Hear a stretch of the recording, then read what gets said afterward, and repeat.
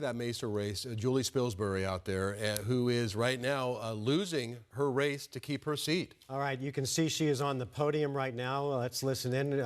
12 News journalist Chase Golightly is there in downtown Mesa right now. Chase? Yeah, Mark, Troy, they had the election results on the big screen behind me, and as soon as those initial results came out showing that Julie Spilsbury was losing, they took it off almost immediately.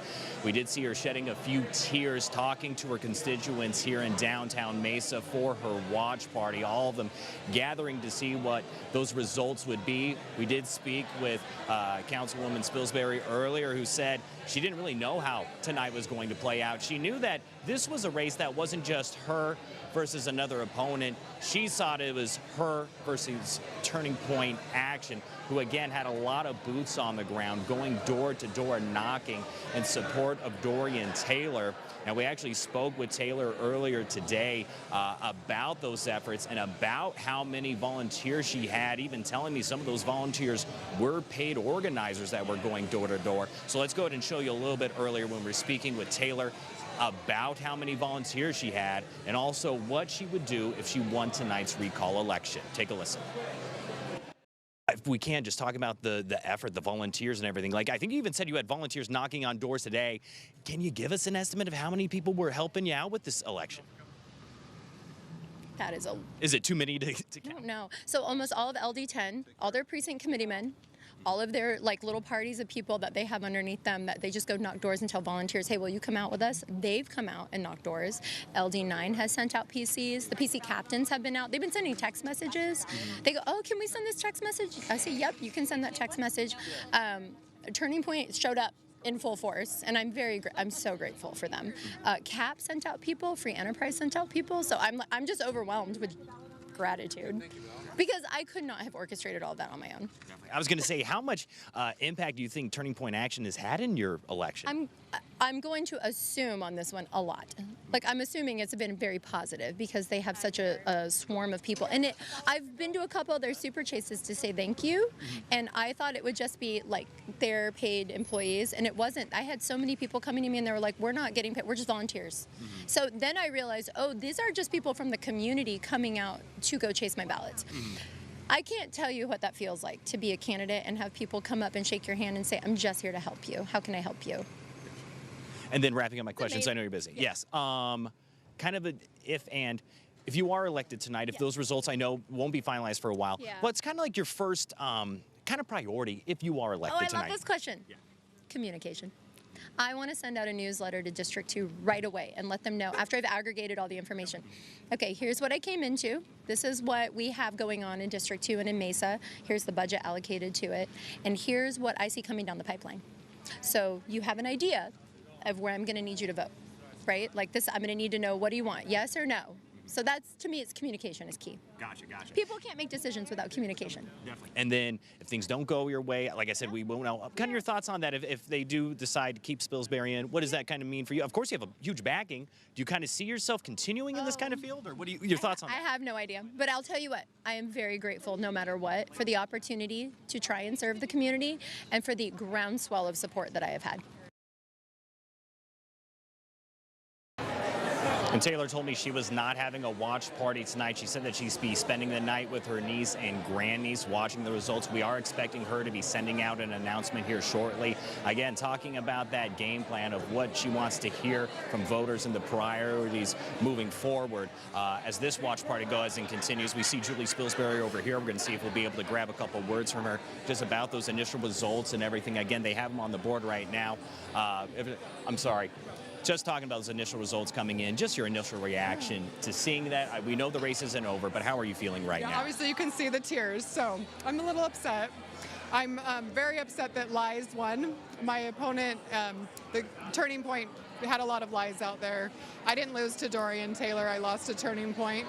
And I think a lot of people in Mesa are going to be mad that an outside group came in and told us how to deal with our city, and that's not okay. I was going to say, given the fact that so many people from Turning Point did turn out for this, I mean, Dorian Taylor even told me some of them were paid organizers coming out and door knocking. Do you think there was anything else you could have done to try to get the upper hand in this election? Look, Turning Point's huge. They're a national organization. They have a ton of money. They have a ton of volunteers. There were probably 30 volunteers at the polling place today. Tons of people were flown in from out of state. Lots of people told me that people knocked on their door that weren't even from Arizona.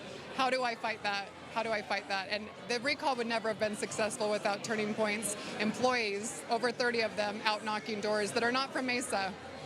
Just kind of what message do you think this sends to the community of Mesa that you did have this organization, very powerful, a lot of money coming in and stepping in to a city election?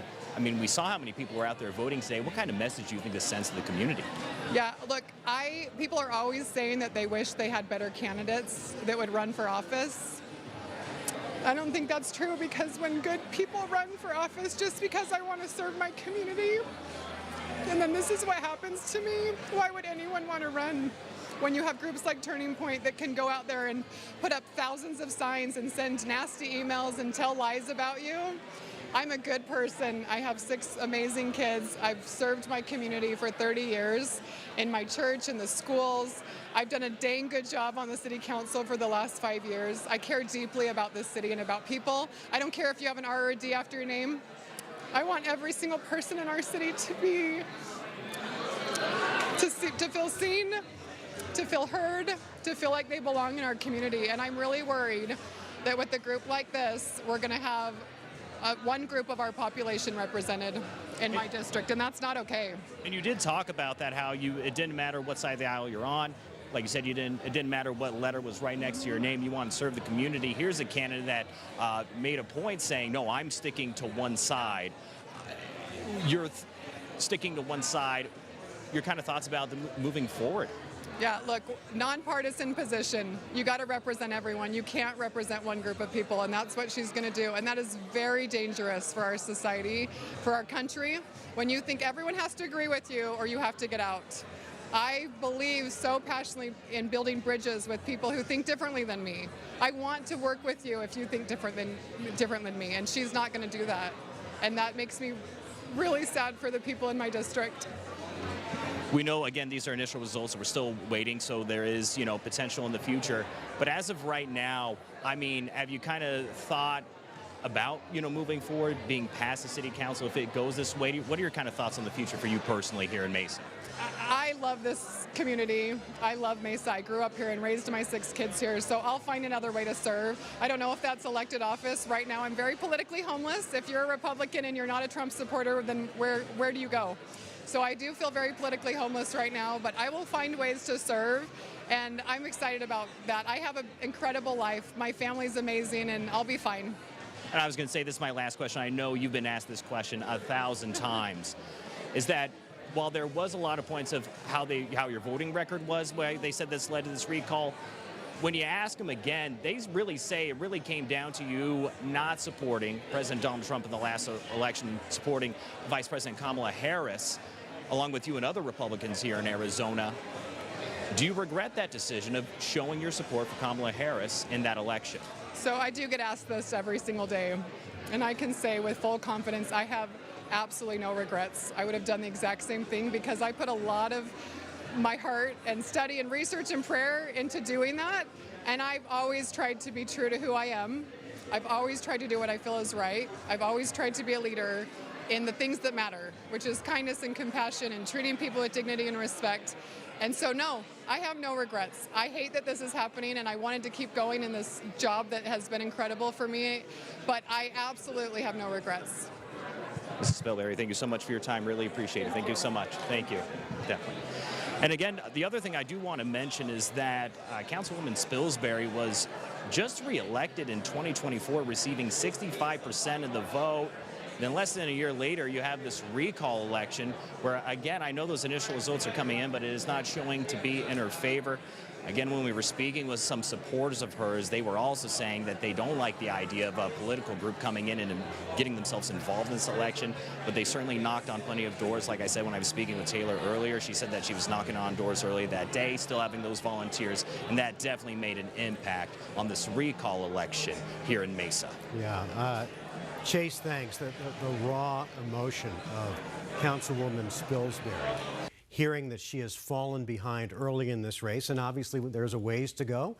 She could come back and win this, but if she doesn't, she becomes a victim of someone who voted with their heart versus allowing political ambition to guide their voting record. I was just talking the other day with a political operative, a consultant from the Republican side of the party, and he said basically he tells all of his Republican clients that if they're not MAGA, they should choose another party, because right now MAGA is steering the Republican Party, as the councilwoman just found out. I think the other thing that's really interesting is you look at Turning Point and what they were able to do in a city council race, a woman who just won with 65% of the vote, and now maybe losing her seat. Not insignificant No. at all. And the other thing is just today, when we learn of the death of former Vice President Dick Cheney, how much the Republican Party has changed from that Republican Party when Cheney was the vice president and George W. was the president, and the Ronald Reagans of the world versus the Republican Party now. And so a councilwoman at the grassroots level of politics calls herself homeless, but many other Republicans who maybe don't follow to the letter the Trump ideology could find themselves. Absolutely. And that's the way we are now. Things change, Yep, right? sure, all But the where we are right now in 2025, I think that's the reality. Yep.